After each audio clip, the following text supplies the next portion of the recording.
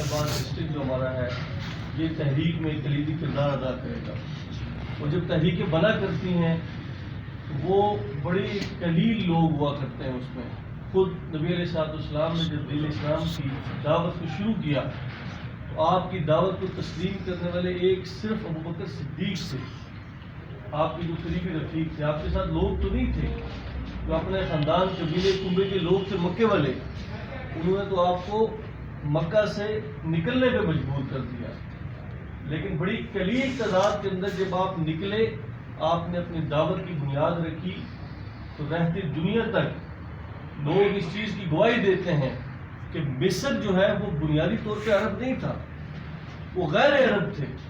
لیکن آپ کی دعوت کے اندر اتنی مضبوطی تھی, آپ کی دعوت کے اندر اتنی سچائی تھی کہ غیر عرب عرب ہو گئے.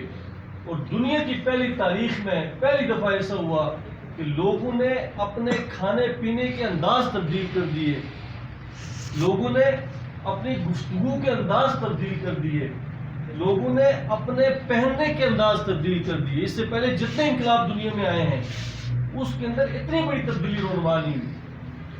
تو نبی علیہ السلام چونکہ میرے اور آپ کے آئیڈیل اور ماڈل ہیں, ان کا ذکر اس لیے کر رہا ہوں. ایک اکیلے نکلے وہ اور دعوت دی کس کو, اپنے دوست کو.